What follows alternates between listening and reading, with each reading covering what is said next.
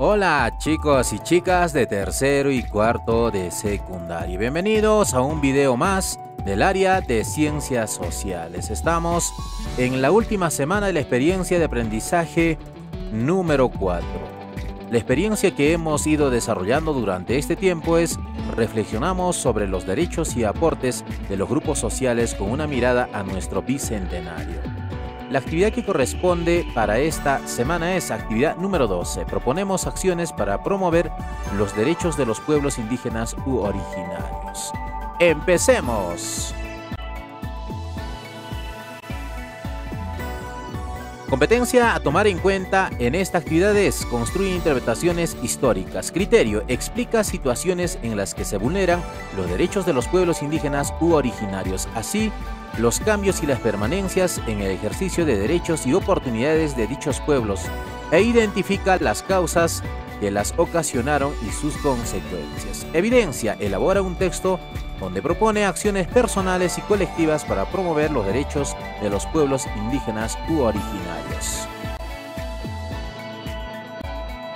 El propósito de esta actividad.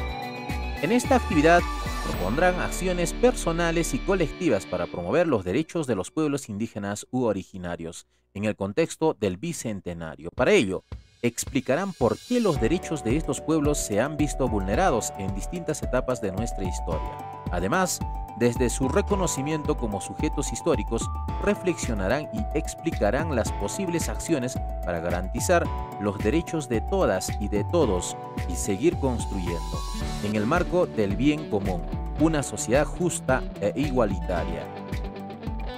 Hola, en esta actividad propondremos acciones personales y colectivas para promover los derechos de los pueblos indígenas u originarios, con miras al bicentenario de nuestra independencia, con la finalidad de seguir esforzándonos en la construcción de una sociedad justa e igualitaria. Leemos el siguiente texto. A pesar de que nuestra Constitución establece que toda persona tiene derechos fundamentales, en la actualidad existen ciudadanas y ciudadanos que viven en condiciones que no les permiten ejercer sus derechos a cabalidad, como lo hemos constatado y analizado en la actividad número 5. Esta situación nos invita a reflexionar nuevamente acerca de si el bicentenario es motivo de celebración o de conmemoración y por qué. Desde el punto de vista de los derechos humanos y considerando las actividades trabajadas durante esta experiencia de aprendizaje, ¿cómo se explica que los derechos de los pueblos indígenas u originarios se hayan visto vulnerados en distintas etapas de nuestra historia? Expliquemos en el siguiente cuadro. Derechos vulnerados de los pueblos indígenas u originarios. Derechos vulnerados y explicación. Los derechos vulnerados es derecho a la libertad, derecho a un buen trato y a un pago digno, que se pueda tener, y estos derechos han sido vulnerados y nosotros hemos podido ver en las anteriores actividades. Para que puedas tener mayor información, puedes visitar a un video que también hemos colgado en la resolución de la actividad de tercero y cuarto de secundaria. Podemos revisarlo. Tomemos en cuenta que nuestro país desde hace 200 años es una república. En la actualidad, nuestra Constitución establece que somos un país democrático, social, independiente y soberano. Un sistema democrático promueve el respeto de los derechos de toda persona, sin distinción de ninguna clase, así como la igualdad de oportunidades para todas y todos. Ahora nos corresponde reflexionar en torno a ¿qué podemos hacer para seguir construyendo ese país que anhelamos ser? Con una sociedad justa e igualitaria en la que los pueblos, como los indígenas u originarios, disfruten de derechos y oportunidades como ciudadanas y ciudadanos del Perú. Un hecho muy importante para que nosotros podamos reflexionar. En vista, estamos viviendo en un país dividido, en un país lleno de grietas, y el cual tenemos una gran tarea de poder vivir, pues, donde los tratos sean iguales para las personas. Cada una de las peruanas y cada uno de los peruanos somos sujetos históricos ya que construimos nuestras sociedades de manera individual y colectiva. Cabe preguntarnos entonces, ¿qué podemos hacer para que en el devenir histórico de nuestros pueblos garanticemos los derechos de todas y de todos? ¿Por qué la idea del bien común resulta necesaria para conseguirlo? A fin de profundizar en nuestra reflexión, consultemos las fuentes propuestas. Entonces, hay mucho para que nosotros podamos reflexionar frente a la situación que nos encontramos como país. Para poder empezar a tomar en cuenta esta fuente número 1, por favor debemos de tener a la mano lápiz o lapicero, papel o cuaderno, para poder realizar las anotaciones más importantes. El bien común como principio de la democracia. El bien es común cuando su bondad afecta a la mayoría. Ojo, muy importante, cuando el bien se difunde y cuando las estructuras e instituciones contribuyen a que todos los seres humanos y no solo una minoría privilegiada satisfacen sus necesidades básicas y gozan de condiciones para construir su vida personal. Aspecto importante a considerar. El bien es realmente común cuando propicia un tipo de vida en común, es decir, cuando nadie es privado de las condiciones básicas para su desarrollo personal y cuando nadie se aprovecha del bien de todos en menoscabo del derecho de los otros para servirse de él. Un concepto muy importante que debemos de considerar. Muy bien, debemos estar considerando los puntos importantes que se vienen realizando anotaciones respectivas que nos van a servir para poder responder las interrogantes propuestos en esta actividad. Fuente número 2. El buen vivir.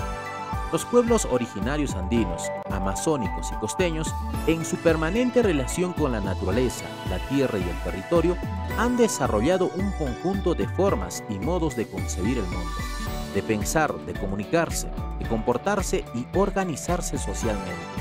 Su forma de vida está basada en la realización de diferentes actividades productivas y sociales que les permiten satisfacer a partir de los recursos que les ofrece el territorio las necesidades biológicas, sociales y espirituales, construyendo las condiciones del buen vivir.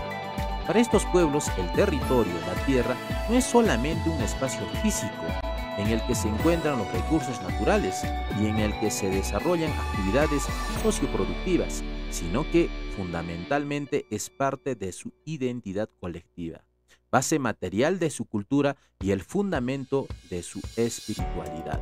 Información muy importante que debemos de considerar. Los pueblos originarios, desde sus experiencias milenarias, que están en estrecha relación con el medio ambiente, lo divino y lo comunitario, han estructurado la concepción de lo que es el buen vivir, que se expresa en los términos Suma Causay, que está en quechua, el Suma Camaña, aymara, Tajimat Pujut, en ahuajún, y Tarimat Pujut, huampis, los que literalmente se pueden traducir como saber vivir o vivir en plenitud. Saber vivir implica estar en armonía con uno mismo y luego saber relacionarse o convivir armónicamente con todas las formas de existencia. Importante. En ese sentido, el buen vivir es vivir en comunidad, en hermandad y especialmente en complementariedad. Es una vida comunal, armónica y autosuficiente. Vivir bien significa completarnos y compartir sin competir, vivir en armonía entre personas y con la naturaleza. Es la base para la defensa de la naturaleza, de la vida misma y de la humanidad. Un tema muy importante, aspectos que debemos de considerar para saber vivir o vivir en plenitud. Se viene indicando el buen vivir, aspecto muy importante para poder considerar. Actividad de la semana 5.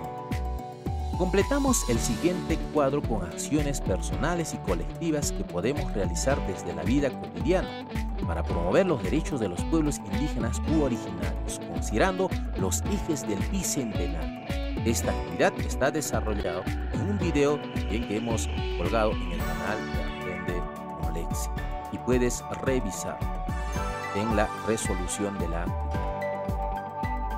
Con todo lo trabajado y a partir del contexto del bicentenario de nuestra independencia, elaboremos un texto en el que expliquemos las acciones personales y colectivas que podemos realizar para promover el respeto de los derechos de los pueblos indígenas u originarios en nuestra comunidad, región o país.